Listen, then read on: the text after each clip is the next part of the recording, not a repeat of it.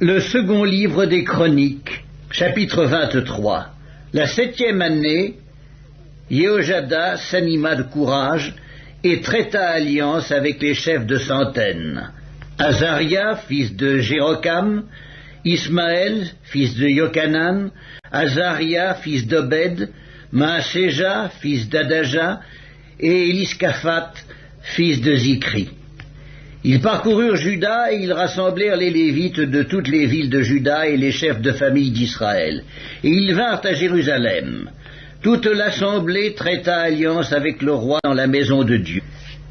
Et Jéhojada leur dit, « Voici, le fils du roi régnera, comme l'Éternel l'a déclaré à l'égard des fils de David. Voici ce que vous ferez.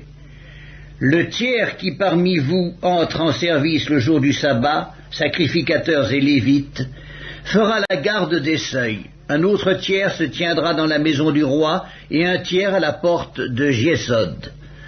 Tout le peuple sera dans les parvis de la maison de l'Éternel. Que personne n'entre dans la maison de l'Éternel, excepté les sacrificateurs et les lévites de service. Ils entreront car ils sont saints. Et tout le peuple fera la garde de l'Éternel. Les Lévites entoureront le roi de toutes parts, chacun les armes à la main, et l'on donnera la mort à quiconque entrera dans la maison. Vous serez près du roi quand il entrera et quand il sortira. Les Lévites et tout Juda exécutèrent tous les ordres qu'avait donnés le sacrificateur Jéhojada.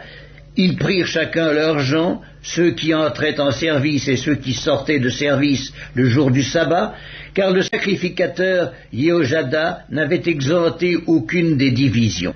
Le sacrificateur Jéhojada remit aux chefs de centaines les lances et les boucliers, grands et petits, qui provenaient du roi David et qui se trouvaient dans la maison de Dieu.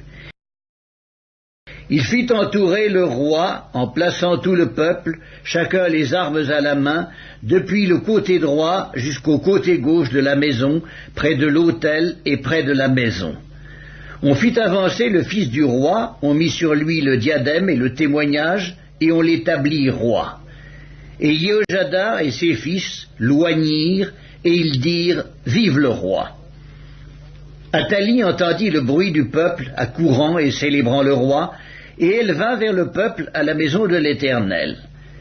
Elle regarda, et voici, le roi se tenait sur son estrade à l'entrée.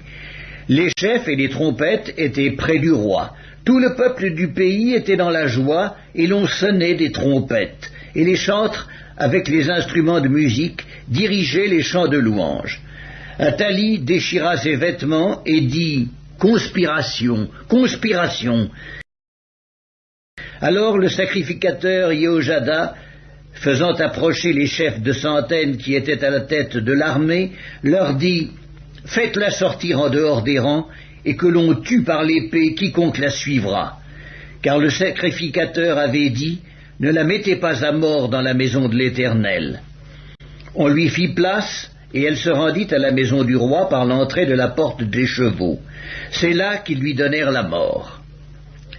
Jéhojada traita avec lui tout le peuple et le roi une alliance par laquelle il devait être le peuple de l'Éternel. Tout le peuple entra dans la maison de Baal et ils la démolirent. Ils brisèrent ses autels et ses images et ils tuèrent devant les autels Mathan, prêtre de Baal.